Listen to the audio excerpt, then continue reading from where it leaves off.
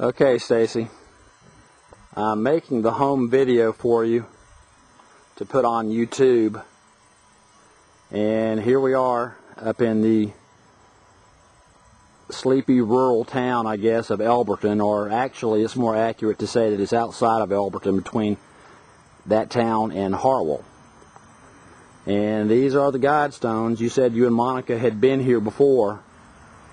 And I had heard about these stones when I was running the store for You Can Rent in Elberton, and I'd heard a lot as far as local legend and what they were supposed to be, but nobody could really accurately nail it down as far as what they actually were. And I never took the time at that time to really find out what this was. But I've since done quite a bit of research on it, so I thought I'd ride up here and see it for myself and take a little video footage to try to upload to YouTube. And I'm just going to kind of move around. According to internet sources that you read, and there are more than ample websites that speak or address the issues about these stones,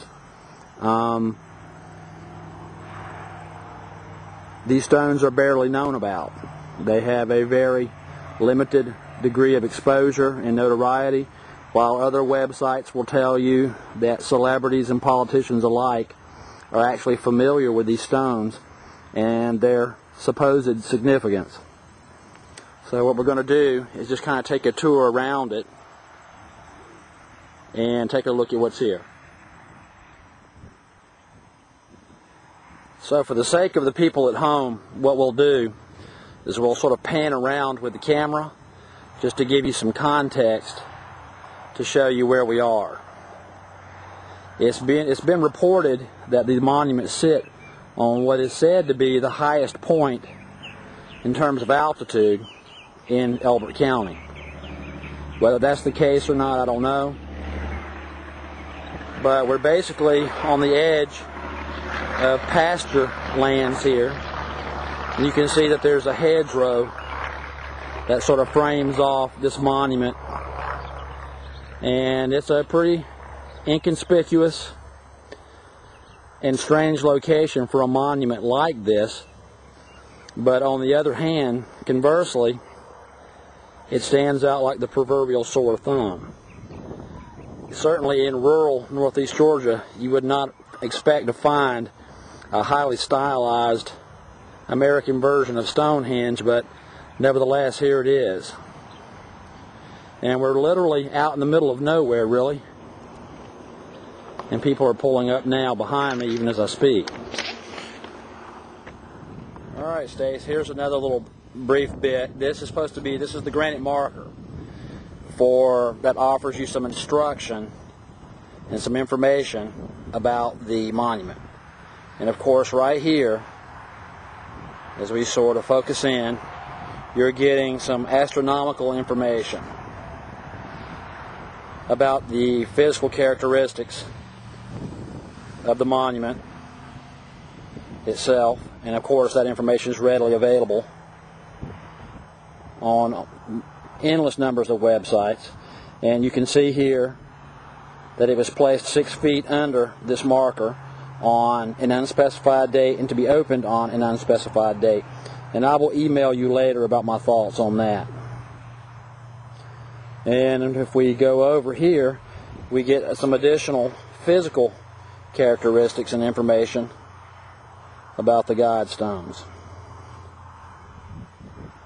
Okay?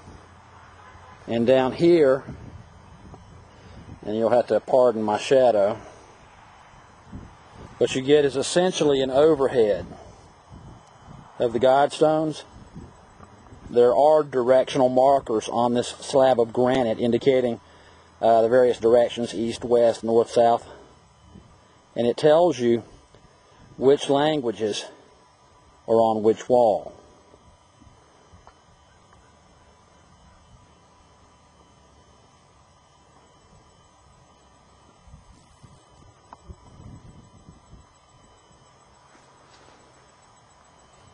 And quite frankly, I find this place to be a little creepy, to be honest with you.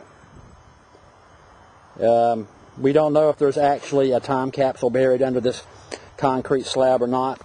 But this whole thing is a bit of an oddity if you think about it.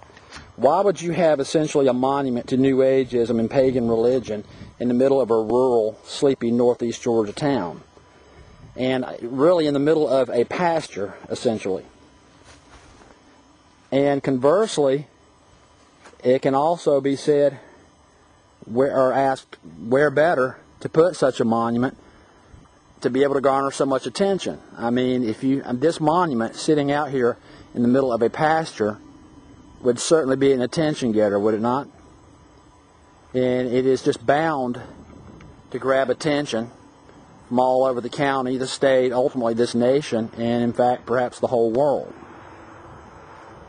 So as we go around the monument, of course the capstone, as we know, for anybody who's researched it on the internet, you know yourself that there is a message inscribed,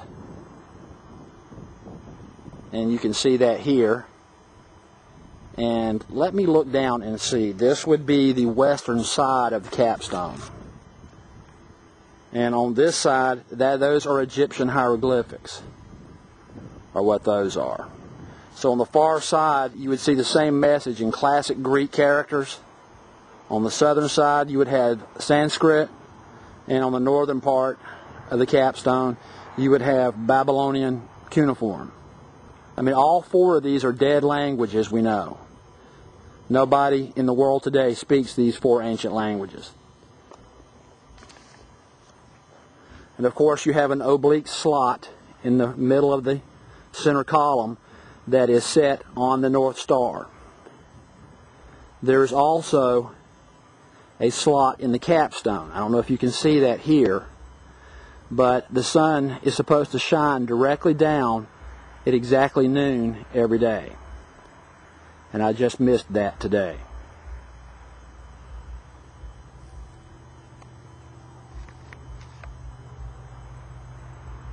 So basically what we're looking at here on the west side of the monument, the languages that we would be looking at would be Chinese on the left and Arabic on the right. And if we step around, which is what I'm going to try to do here,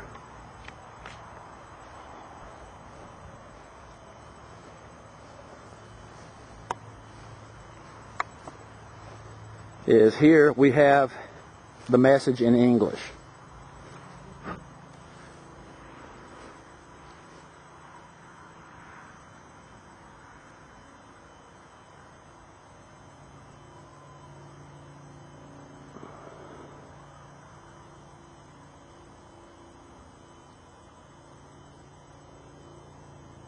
And of course, Walter Cronkite and Jimmy Carter and other like-minded individuals would be somewhat euphoric over any additional support for a world court, particularly an international criminal court.